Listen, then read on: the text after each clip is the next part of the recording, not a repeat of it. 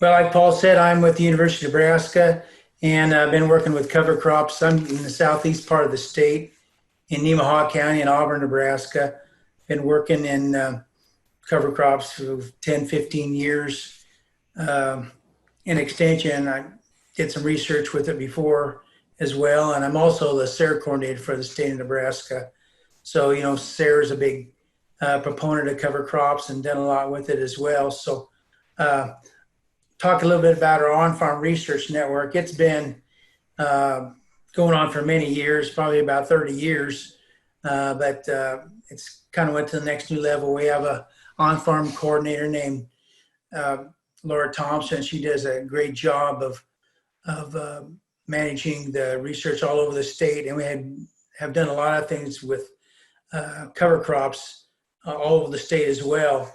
A lot of the educators are very involved and supportive of this and working with the producers on a number of things. A lot of things they're looking at is some even long-term projects. We're looking at grazing and cover crops and effect on subsequent crop yields, and also impact on water quality and soil health long-term, looking at seeding rates. And probably the one thing that's been looked at the most is one of the biggest challenges, the interseeding of cover crops into crops like corn and soybeans, just because of the nature of it and the challenges there, and then using herbicides as well. So that's one thing that's being looked at. And there's always a concern about the effect of cover crops, how it's going to affect the next yield. And that's one of the biggest one. And what we found with the research is a lot, we can get the cover crop in the ground for a longer period of time. We can get a lot of benefits there. So looking at corn and soybean maturities, and if we can get shorter season corn that doesn't get dinged or bumped too much by a lower, shorter season yield wise, and get the cover crop planted early, and same with soybeans, and that may work in the system. So we're doing some work with that around the state as well. And this project started in 2016 and 2017 with NRCS here in Nebraska. I know some of the other states have been doing these type of things as well. And it's a 5-year project for these on-farm soil health initiative research farms. They do demonstration farm, and with this initiative, the NRCS will provide expertise and technical basis, and then they'll find financial assistance that they're looking at different practices, use of cover crops or reduced or no-till, crop rotations, and then also grazing in these systems. Instead, we have 17 of those soil health projects, and they're not all with this, but with the soil health demonstration, we have 17 across the state. They start down, you see on the map in the corner, that's where I'm at in Nemaha County and where the stars are at. And then they go out into the Panhandle in Cheyenne County. That's way out there up to the way north almost on the South Dakota border. So they're all over the state and all different types of projects. And one of the things with these projects, the farmers are asked to host a field day, farmers or ranchers demonstrate so they can share the information with their neighbors or what they're doing, and learn from each other. And this is involved, and then with the on-farm research projects, we do this as well. But then we also have at the end of the year, we have meetings throughout the state where people come and discuss different research that they're doing at this. And it's research driven, farmer driven as well. So we also I should thank Fernanda Souza Kupek. She's a doctoral student under Andrea Bosch, and Andrea is providing the leadership from the university part, how they're involved in the different research. But Fernanda is collecting a lot of data and analyzing the data that's being collected. And they did some in 2017, but then 2019, when she's arrived this last year, is collecting a lot of different information that'll be valuable This just shows an example of the field days like we have. Aaron Hurd, he's our soil health specialist for the state, and he's just talking about, the cover crops. This is like in September of the year. And, with these different, usually they're more local type field days, if you will. And we, may get 30 people there and maybe go at different farms and sites like that. And this just shows a picture of the site. We have this in Nemaha County, and this is like the northwest corner of the plots looking to the southeast. And there's kind of a slope, and that's one thing. There's 3 different crops. There's wheat, corn, and soybeans. Wheat at the top, and then corn and soybeans were in there. But this is just looking out afterwards, what's going to be in there this next year. And there is kind of a hillside. We'll talk about that a little later on. But one of the things, our cooperator, his name's Daryl Obermeyer. He's on our soybean board, and excellent farmer. He has cattle, so uses grazing when possible. And that's the thing with a lot of Nebraskans. They like to do a lot of grazing. The people that adopt them more are getting the benefit using that. And research has shown that even grazing, the ones that winter kill, they hold their quality quite well into the winter. So get quite a benefits there when you can. And I'll explain some of the reasoning behind this project. When we look at some of the demonstrations that we have going on, like in Nemaha County, that project I just showed, we have 2 kinds of cover crop mixes. We have a winter hardy one that winter kills out, which is oats, and turnips, and rapeseed, and then the winter that's a winter terminated one. And the winter hardy one is a cereal rye, rapeseed, and turnips. So that one goes in winter. And then Merritt County, that's in the central part of the state. We have a project so looking at interseeding versus drilled cover crops. And then Howard County, which is also in the middle part of the state, they have a multi-species mix down in the left-hand corner compared to no cover crop mix. And those are some of the things that Fernand is looking at.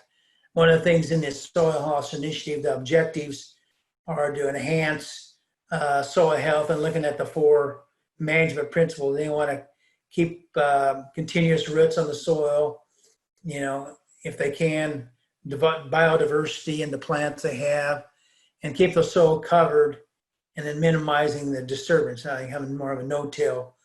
And then they collect the data they needed to validate that these work. And they have the farmer some latitude so we can look at what works best for him and using these practices, and they may fit into his environment. Fernanda provided this information with me. Those numbers on the left, those are just the counties where these projects are at, and showing them, and then what they have like a matrix of the 7 different practices that, and whether they use these or not, they're going to be rated as far as their composite rank. And if they do not have a fallow, then they get a point. If they use a cover crop, they get a point. If they're multi-species cover crop, they get another point.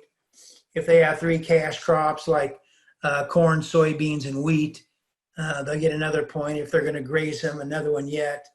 If they use manure or compost on their land, they'll get another one. And if there's no-till, so the maximum would be 7 points.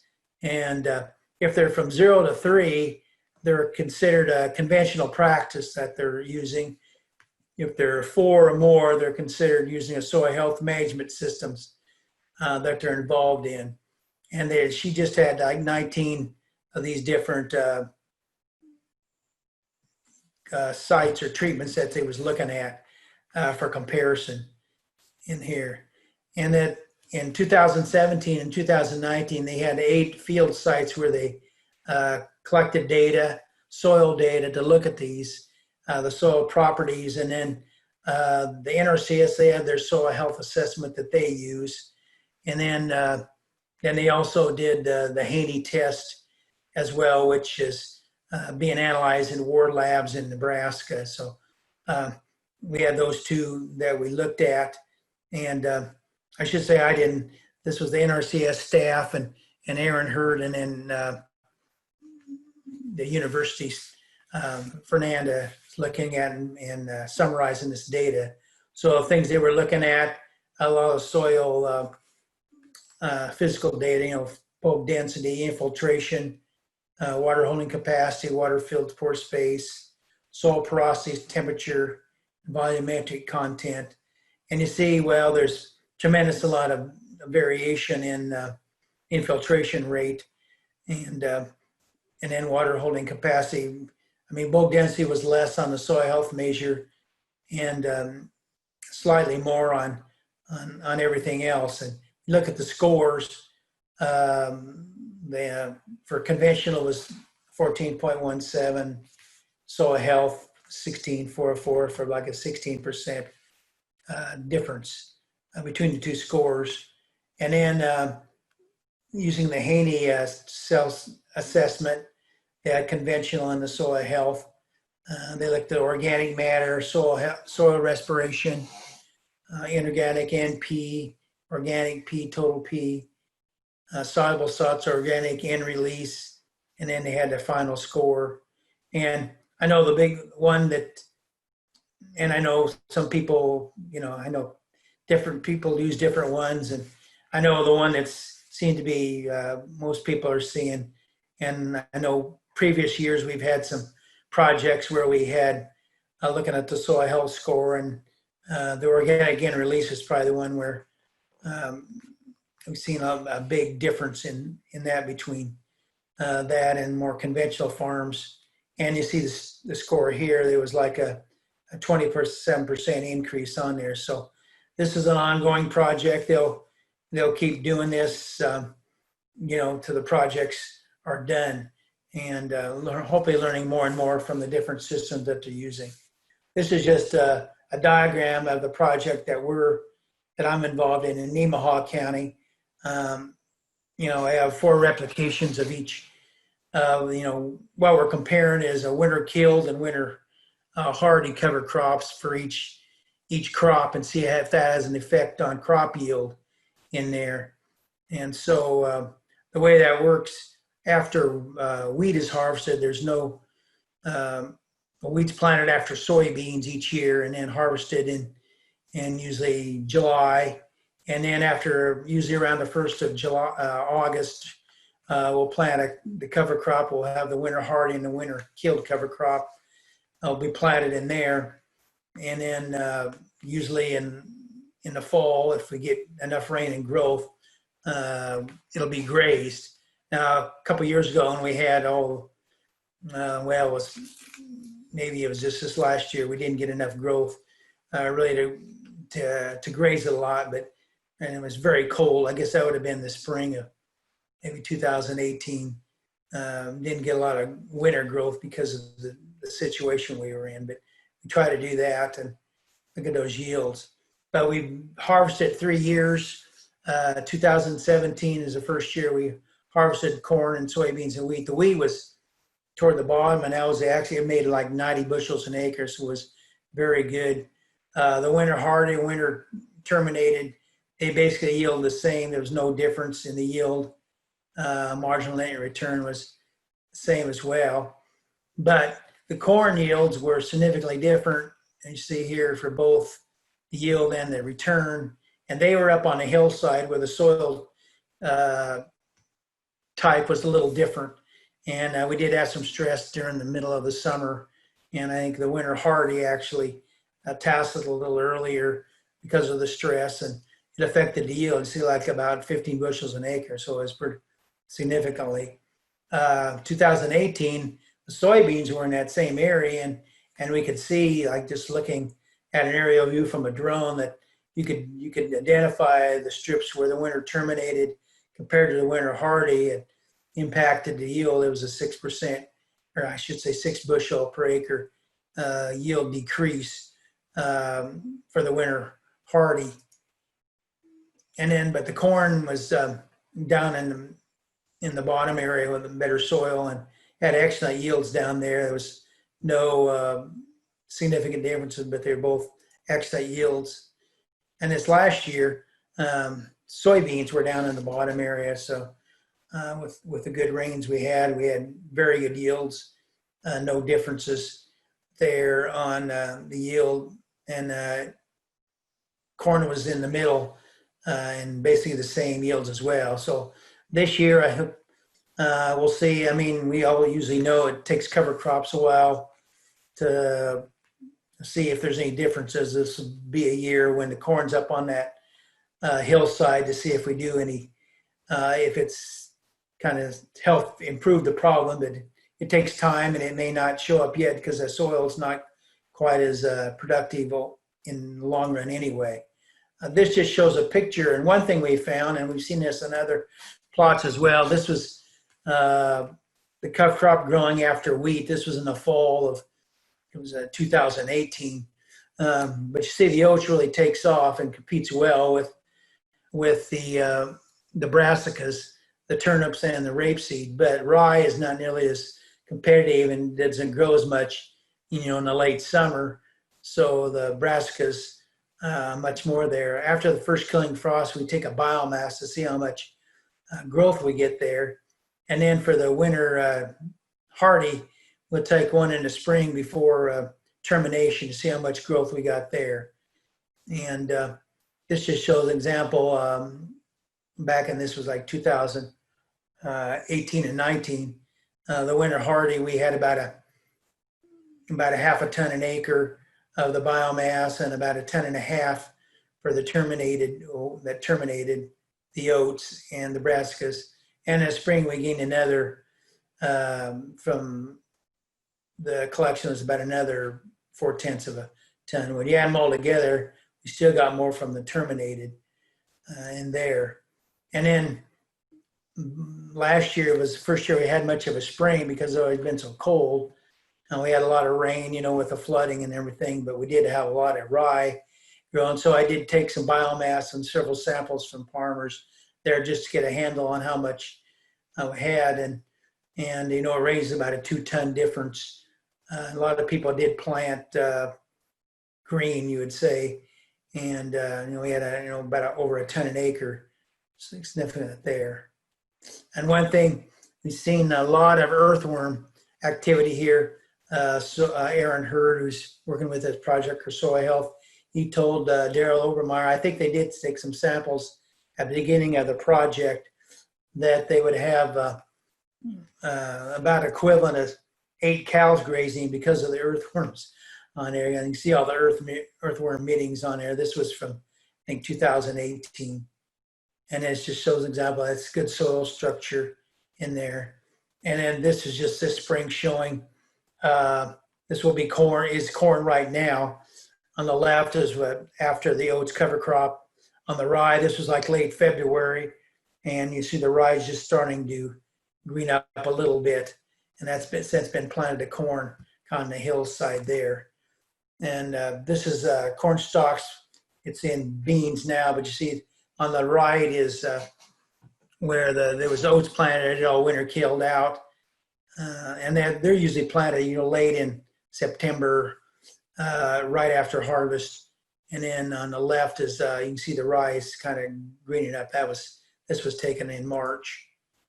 And then our other cooperator in Otoe County, Nebraska, Mike McDonald, he's been doing this for 5 years, his project.